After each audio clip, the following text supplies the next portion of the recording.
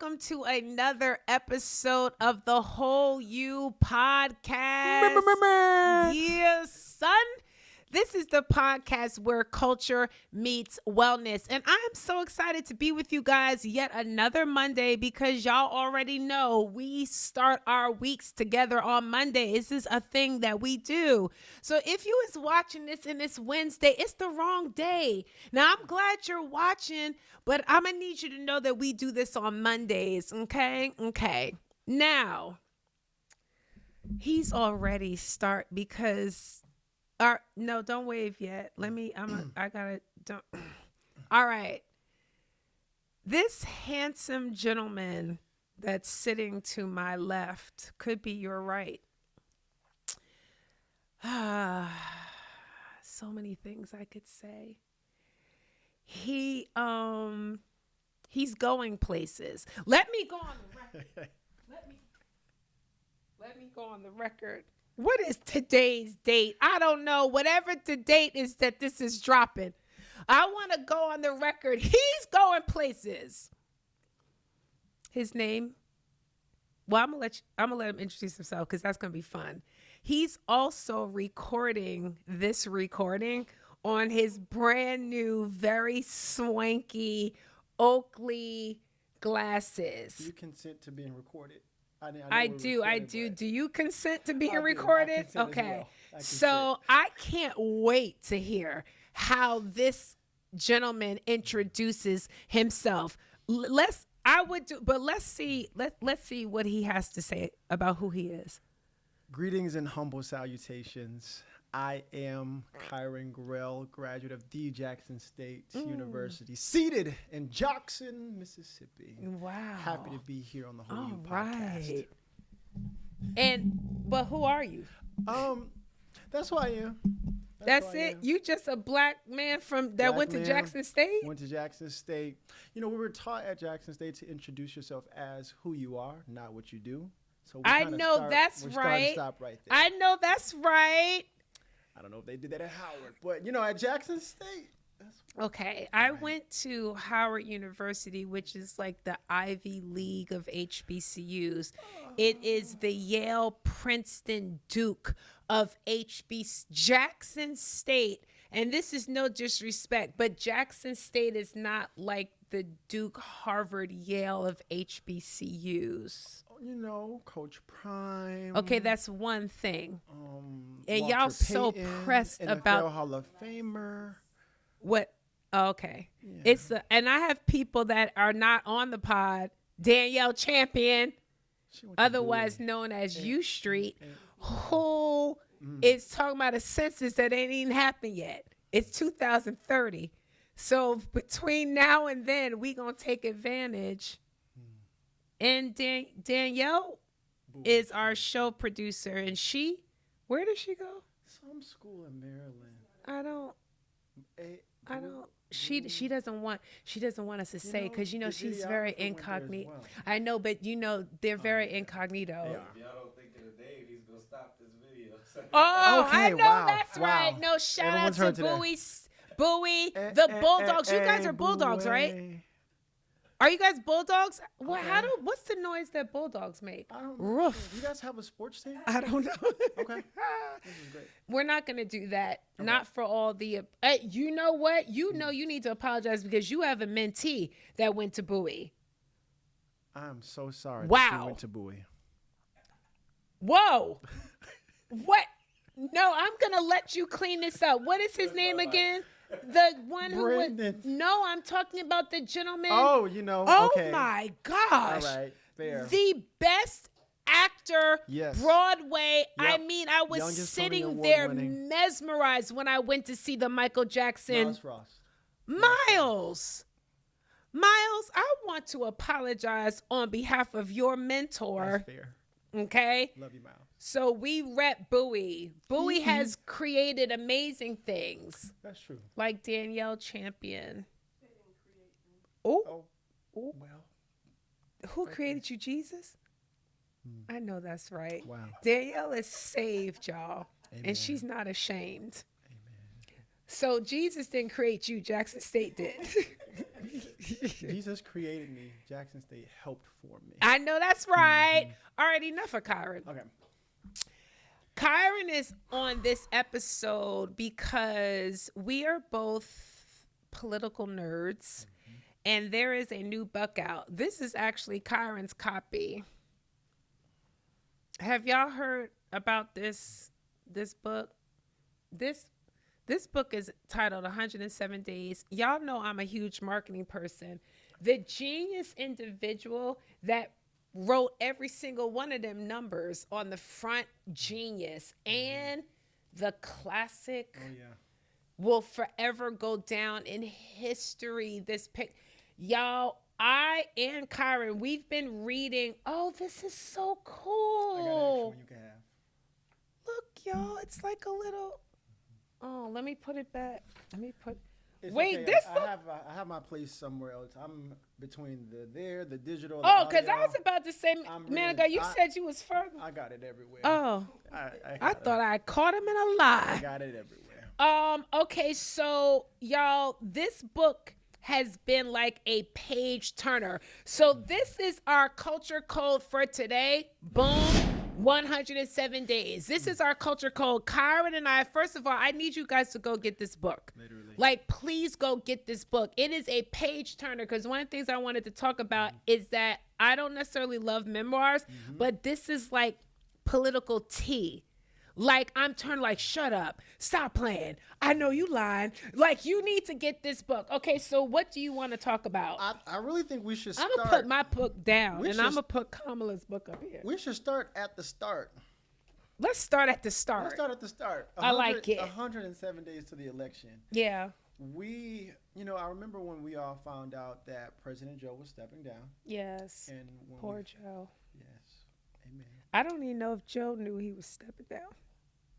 That's how bad it had got. And if you want to know, you should read the book. That's true. She's being very candid. Yeah.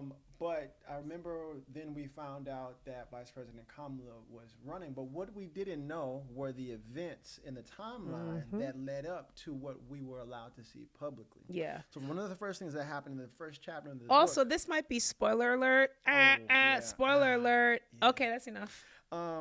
she lets us see that it was a Sunday. She was with her nieces making pancakes Yes. at their residence. Yes. And she gets a phone call Yep. on her private number. Yes. Which she says only 5 people got. Yep. And she also said in the book that President Biden's number is the only one that comes up. No caller ID. No caller ID, honey. So she answered the phone. She already knew. Yep. She said, "Hey, Joe." Joe said, "Hey, I'm dropping out the race." Yeah, that's it. Yep. He didn't say, "How's your Sunday going?" Oh, in addition to that, we about to announce right now. Yeah, by the way. right now. Now, I remember where I was on that Sunday Yeah. when that happened, and I knew for sure that this is something that they have been working through for at least a couple of days, weeks. But Joe was like, "I'm out." Yep. And I'm about to let the whole world know I'm out in about an hour or two. And I just thought I might let you know that I'm out. And by the way, I think that you should run. Yes, I do. I think that And you he should. also said, "I know that I never really asked you." Yeah, he did say that He too. said, "I know we never really talked about it." I know. So he said, "I'm gonna endorse you," Yes. but he said that endorsement gonna come in like two In a to couple three business in a couple of days. days. 2 to 3 In a business couple of days. To which she said, "That ain't gonna work." And Kamala, she said, and I feel like that's that first point of aggressiveness from her to say like, hey, Yeah. like, no, like that you will be undercutting me. Like she knew immediately what that would say. And I think there was another gentleman, but they ended up, the book said, getting off the phone Yes, because so- they didn't agree to that at first. Right. So she advocates, she's like, "Hey, if you're going to be announcing this in the same breath, you need to say, Yep. I'm endorsing Kamala, because if you don't, it's going to lend for the same whispers and stuff Yep. that are happening. They're going to be saying, okay, why hasn't he endorsed his Yep. VP? What's Yep. going on?" So she said, this is what needs to happen. To which Yes. President Joe doesn't even answer. He passes the phone to his He team. did. And his team is like, "Hey, no, we need to do this in some days. Yeah. To which she has to push back again, which I Yes. thought was great. That took courage. She said, I think the Yes. gentleman's name is Steve. Steve, Yes. that ain't gonna work. Yeah. It's just not going to work.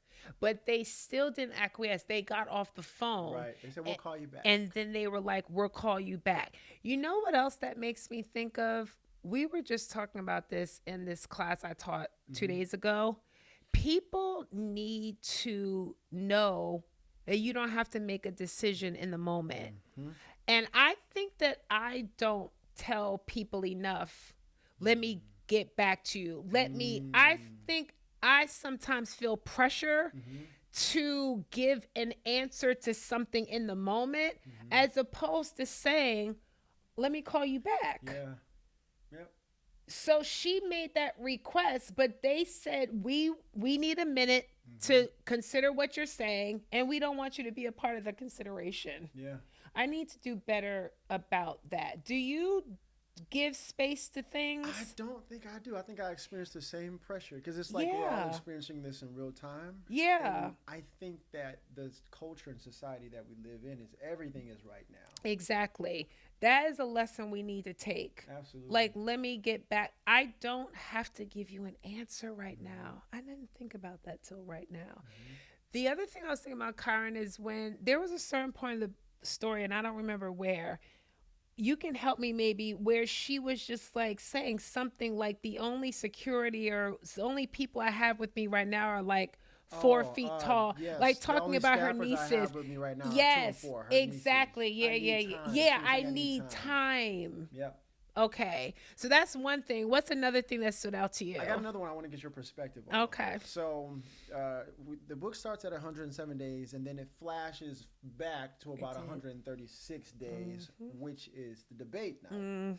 So the debate, we all watched it live. Yes, we caught did. the replay. The debate went how the debate went. Sure did. And President Joe did not do well. He That's did just not. a fact. He did not. But after the debate, right, they have this media room prepared for Kamala to give remarks right after, no matter how this thing goes. Like, Yep. she's her president's VP. She has to give statements, right? We're campaigning. Yes. So he tanks the debate. Yes. The staffer slides her a note Yes. on the way into the media room for the cameras that says, in all caps, Joe Biden won. Uh-huh. Now, what's interesting is that That's a we good get some point. insight into her inner thought, and she's like, no way there's no way that y'all slid me a note that says Joe Biden won. Integrity And again. we all watched the same thing live. So good, Kyron. And what I thought was interesting was that I think she said, I don't want to put my reputation or something at risk because we all watch the same thing. And that was her integrity. And mind you, Kyra and I are not done with this book, you guys. Like, we're just starting to dig into it, but we're starting to see a theme that this woman's integrity was stellar when she had reasons and other people asking for her to blur those lines because it was like she was saying the American people saw the same thing I saw, and I'm not going to tell them something that's different from what their own eyes saw. And a lot of times in our culture, especially the media, they're trying to present an alternative to what our actual eyes are seeing. We all saw together. I So I know. want to get your perspective on this. So she pretty much does what I think is a good job of volleying what they were trying to say. So much so that I don't think she realized that she positioned herself in that dialogue. Because remember, the reporter comes back and says, one of the greatest disservices that this campaign or administration has done is hiding you for 3 years. You just answered these questions better than anything that we've seen from the current candidate. And so my question for you is, she's already in an impossible position. Yes. But how do you think it impacts leaders to navigate the complexities of saying the truth while when you're in a seat that still has to honor who you're supposed to be submitted to? In a very challenging, like, this is on a national scale. But I imagine that some of these implications happen to people all the time. Yeah. I think that you can never go wrong with honor. I think that honor will never backfire on you Because the reality is that no matter what, she only had 107 days. That is a gigantic hill to climb. And the fact that she chose to consistently be honorable for 4 years, even though she didn't get into that seat, she's still now sitting in a seat of honor. That we're having a conversation about her. This book is going to be a bestseller.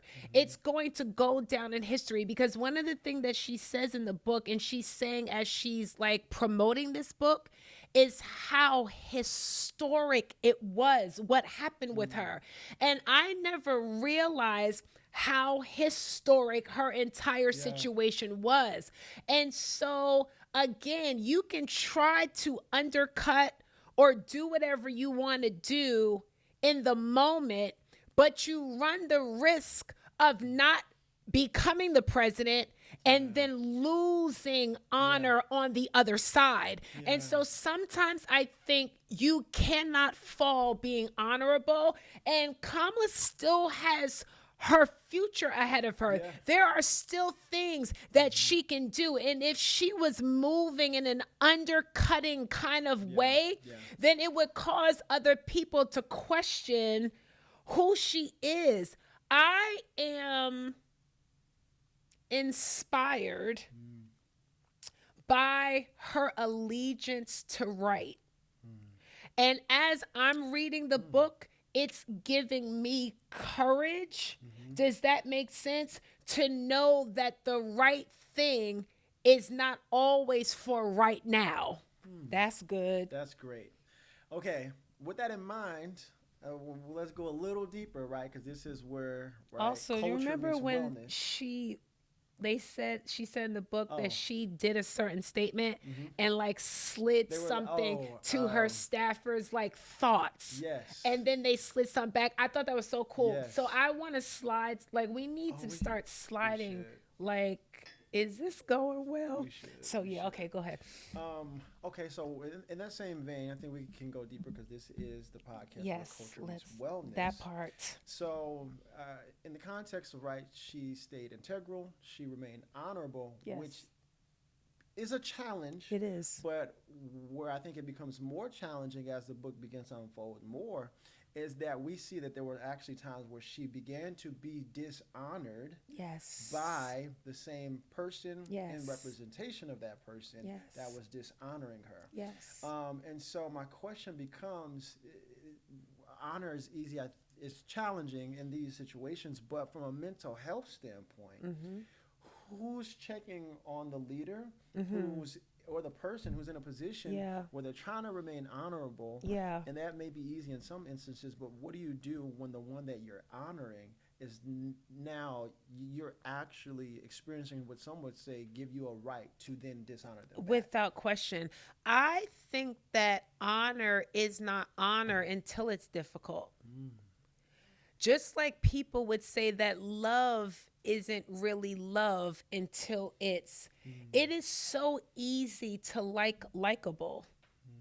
You're not doing anything fancy. The question is, when I'm not likable, will you be willing to still stay with me? Will you dismiss me if I'm doing something wrong? I think that Kamala is showing her emotional intelligence in knowing who she is. And that even though, because she's human, I'm sure some of her experiences that weren't so positive from the Bidens was hurtful for her, discouraging, might have made her feel isolated. But I think her refuge was in the fact that she knew who she was. And regardless of how you treat me, this is very important. There's something in me that I won't be able to sleep if I do that to you. And that means that there was an emotional intelligence, a self-esteem, a self-concept that Kamala had before she sat in that VP seat that gave her the tools that she needed, not just to take it, but as you're lifting, to not give what it is that she was taking. You can't do that, Kyron, if you're not emotionally healthy.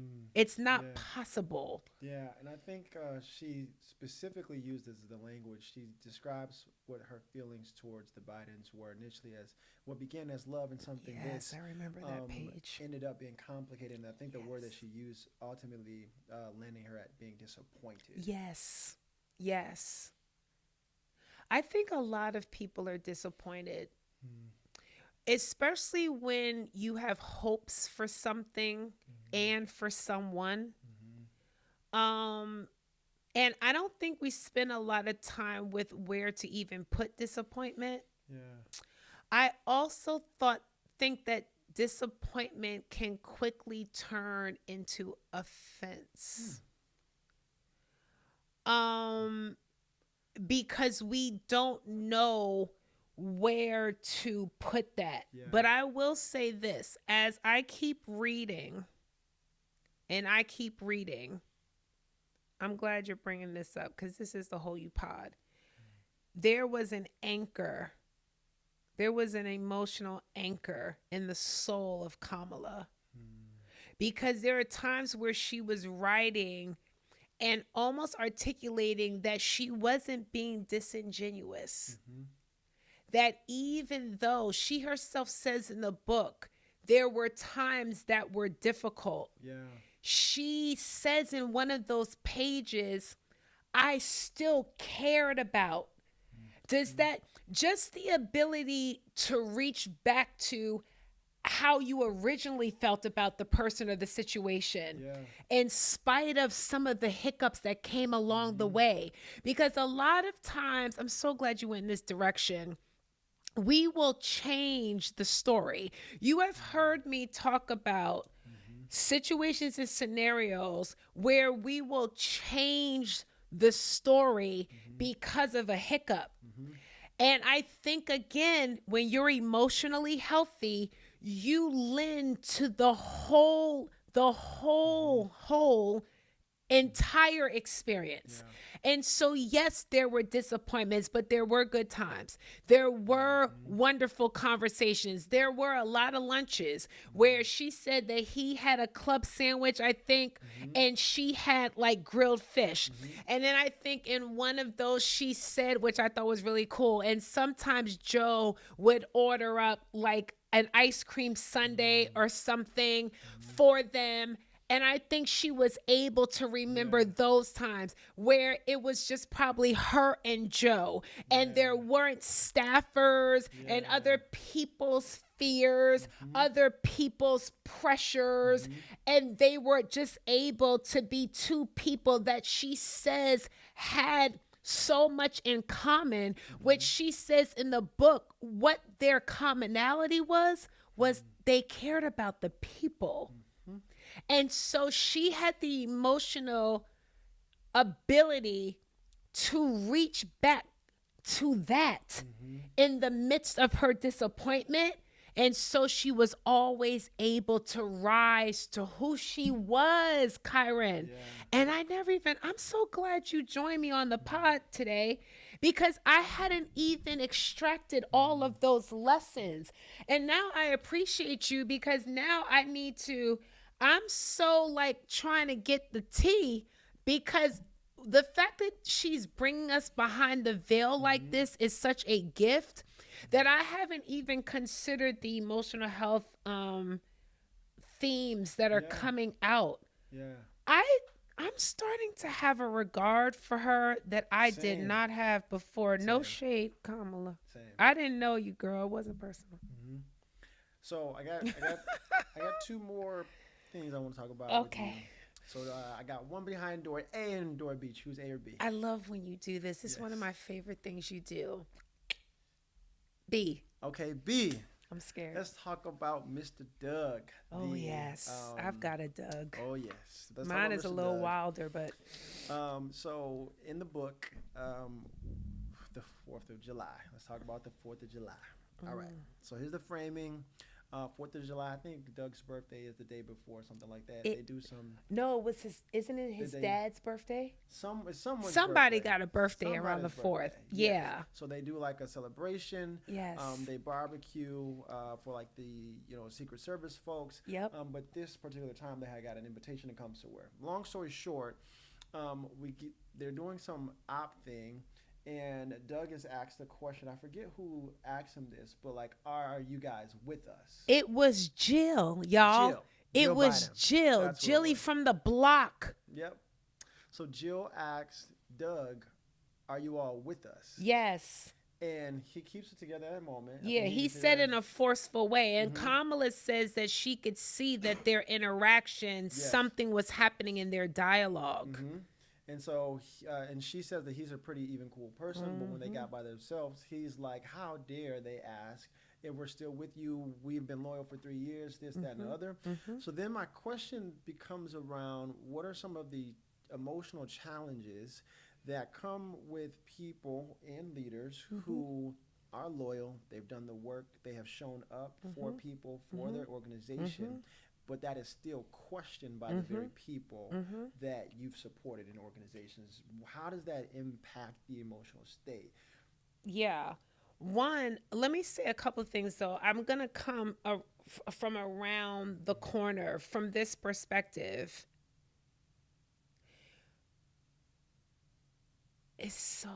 Everything comes down to emotional health. I think that it helps when you have an understanding not just of yourself, but of people. That in spite of how they were acting, I think that Kamala and Doug, somewhere within them, had enough grace for the lack of emotional health in any leader that is facing losing what they're leading. I think that the Bidens, because when I read that part of the book, I was like, now Jill, I'm going to call her Jilly, no shade. Jilly, I don't even feel like she would move like that. I feel like that might have been a little out of character. It felt desperate. And it's because I think there was fear there because it was so much chatter, so much uncertainty about Joe Biden's stability that they're starting to feel like the floor is coming from underneath them. And so I think from a place of fear, Jill is grabbing. It was so out of nowhere, not even proper decorum is the way the book is painting the picture. And it's like you're exposing your desperation. And so I think that it's important for you to have an understanding, the other person like Kamala and Doug, what is going on with them, to try to not make it as personal as it is. However, I think Doug knew enough of that to not go in on Jill, but at the same time, we then see his humanity. And what's so interesting is that while Doug, I think, has been an anchor for Kamala, you saw in that moment that he had a couple of minutes of not thinking about Kamala, and he just let it all out. I can't believe this, I can't believe that. Not to say he hasn't said that to her before, but the thought is that in that moment, the other thing, Kyron, is that I was surprised. This is why you got to watch shows like The Diplomat, because we could also have a conversation about how much do you share with your spouse and when.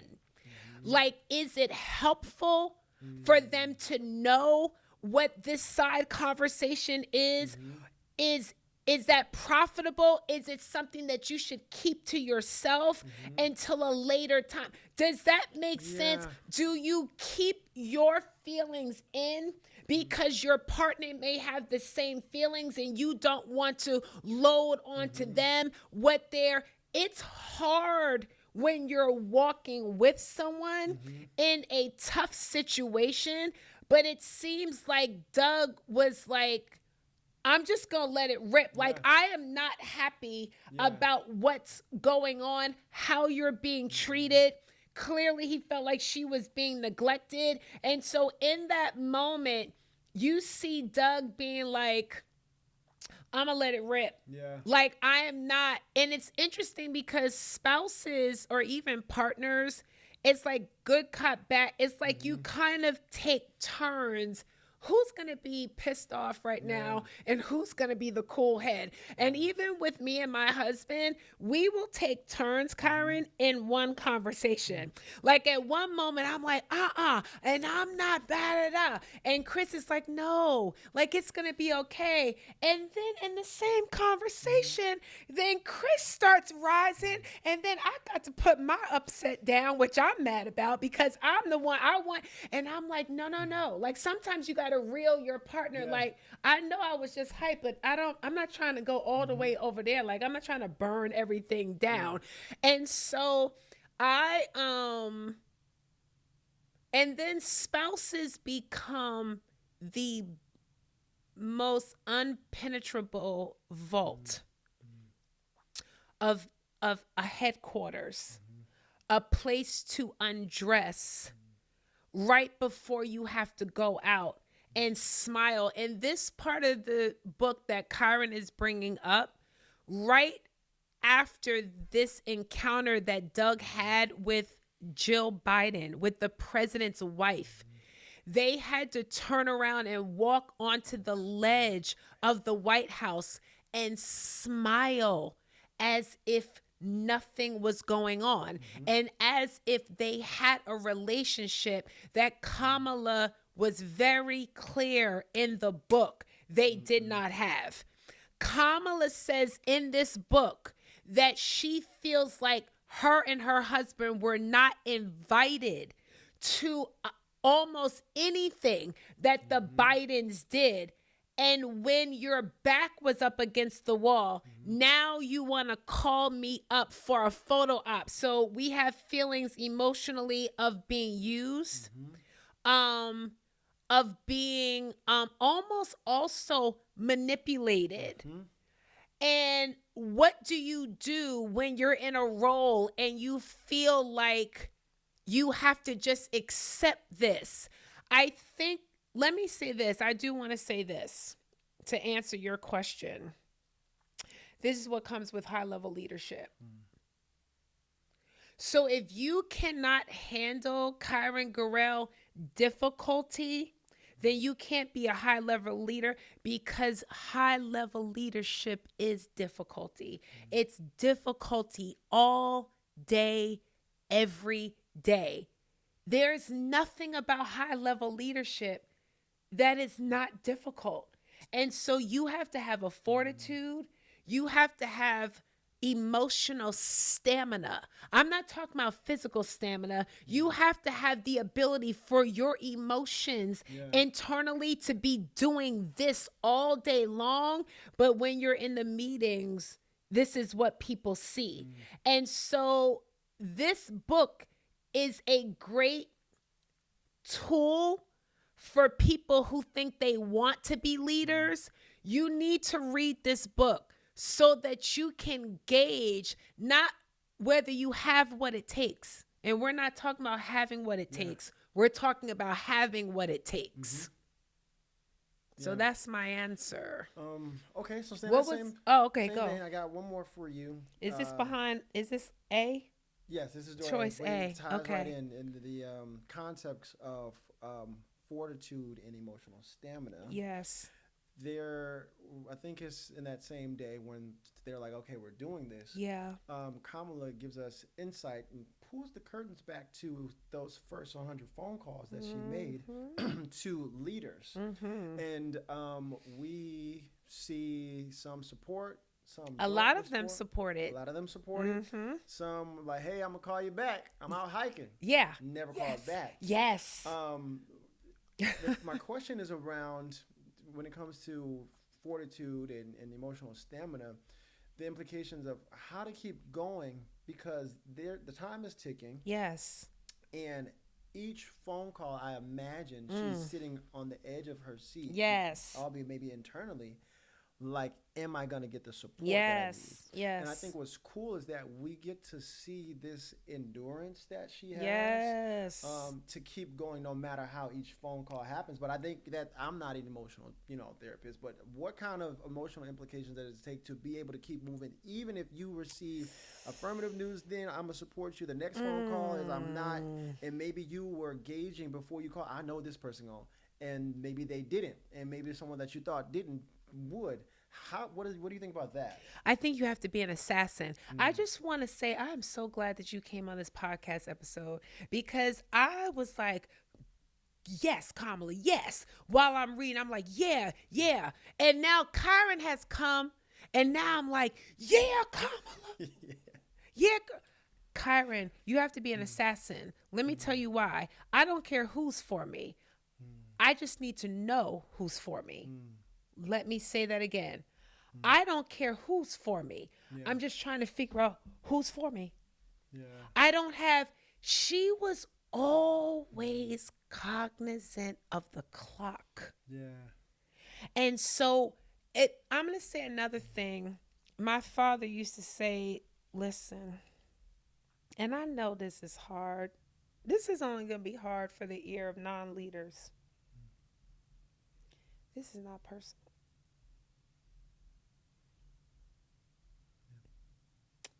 Mission always. She has no time to wonder why you wouldn't, or even why you would. I need to, in the way they listed it, family, I'm going to tell you the page number. I wish I had my book. The way they listed it. It's chapter 2, I think. Inside of, what page is it? It's right here. It's page 18. It's page, Kyron, first of all, we don't deserve this book. We don't. The way they put this book together, okay, you know how meticulous we are about everything. The way they indented with, and it says here, in my notes of the calls, I feel like these were her actual notes that they put in here. And it says Barack Obama, the Clintons, Jim Clyburn, Josh Shapiro, Wes Moore. And you know what? I love Wes Moore, the governor of Maryland. His response was actually one of the couple of shortest. You've been loyal. I respect that. Now, remember, what if she had not? Because of disappointment. That Wes Moore's response to her, Kyron, connected to her honor. Which also would have anchored her when Jill was asking, are you for us? 100%. We already got someone that said I've been loyal. 100%. So you're questioning me now? Exactly. And so she's running the list of who was who. And I think at that point, she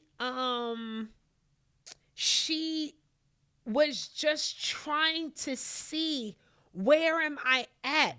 She's not thinking about, and this is the other thing. I just want to say this, and then I want to say one other thing, because this is on page 19, and then we're going to go into this Ask Dr. K. We should actually, you're about to do a thing. This is a thing. Gavin Newsom. I think that Kamala has waited all this time to do one thing, is to put "he never did" in parentheses. Now I want to say something. Yeah. I want you to know something. It's great. It's shade. It is shade to the fifth. You know she didn't have to put that in there, Kyron. And you know what else she didn't have to do? She didn't have to put the little parentheses around it. She didn't. Hey, Gavin, I don't even know. You know what we gonna do?